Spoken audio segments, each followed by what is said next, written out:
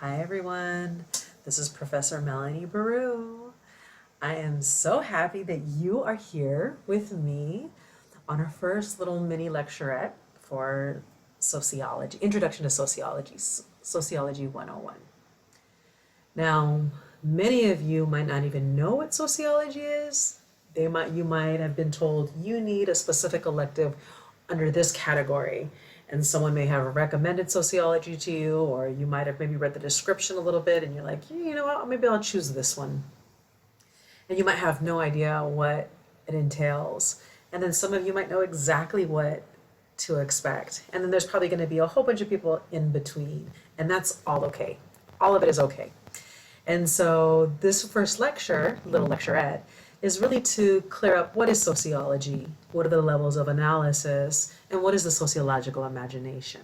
So let's go ahead and start. Okay. So sociology. So here is a slide. I'm not going to read it word for word. Y'all are grown. But really, sociology is really the study of society and various social groups. And it can be that of a very small group to very large groups like societies and things in between, such as institutions and organizations and families, right? The next slide, we're going to talk a little bit about the various levels of sociology. So again, it's the study of society and social groups. It is a social science, and it is really the baby of the bunch. So if any of you are babies in your family, I am. I have one 4 years older brother, a brother that's 4 years older than me, excuse me, and I'm the baby.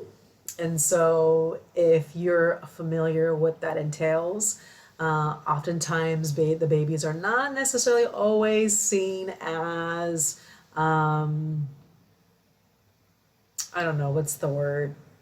Not taken so serious. And so you can find that oftentimes in sociology, it being treated that way, unfortunately. But we're coming up, we're coming up. And it is a social science, right? So it's beyond common sense. It takes an objective way of studying society and measuring social facts within that society, within that environment. And we have two main levels. The first level is microsociology, so really the study of small groups and individuals and interpersonal interactions. There's a little caveat with individual. Well, psychology is the study of mind and behavior. Sociology is the study of society and social groups. So you might say individual, well, isn't that just psychology? No. In sociology, we consider the concept of the self as a social construction, that we learn to become human through our human interactions. And we develop a self-concept and self-esteem and self-awareness through our environment. And we will have a couple of sections that will go over that in much detail. And so while it focuses on the individual, it's focusing on the individual in relation to others, and also interpersonal relationships between loved ones, between strangers, between professionals. Sociology is really the study of influence, of social influence.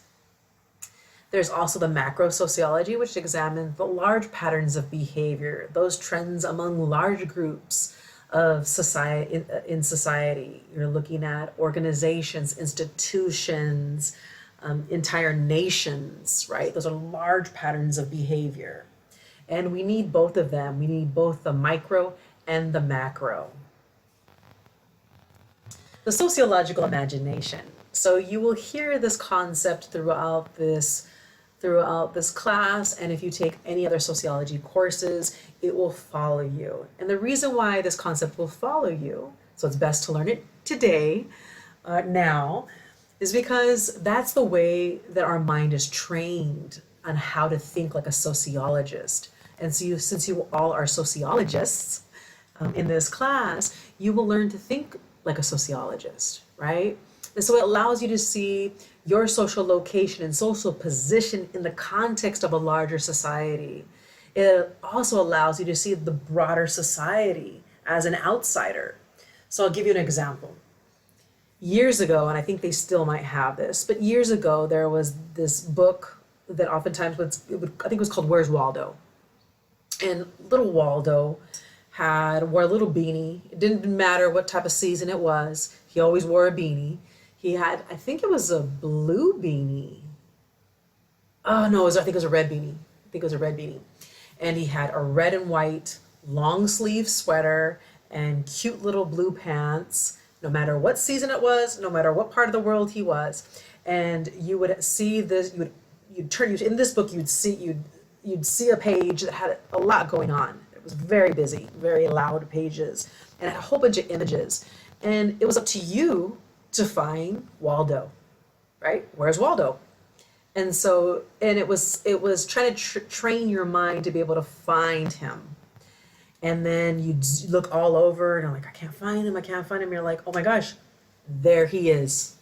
And you zoom in and you find Waldo. And you're like, there is Waldo in his own little lived experiences and his own interpersonal relationships. And then you look, and then you take a step back and you see Waldo in the context of the larger page. That is the sociological imagination. That is our world, and that is you, and that is me. We're Waldo, right? We're Waldo. So to be able to zoom in on our own personal relationships and make sense of those in the larger context of the world, the page, like such as Waldo's on the page. And so it is a blast to be able to learn about your own social position within the various contexts of the world. And I'm always going to ask you, where's your social location? Sometimes we're in the smack in the center. Sometimes we're in the margins. Sometimes in different scenarios, we're both in the center and in the margins. It all depends. And so that is the beauty of sociology. And I look forward to being able to share more with you as our semester continues. You all take care. Thank you so much. I look forward to our next lecturette together. Bye-bye.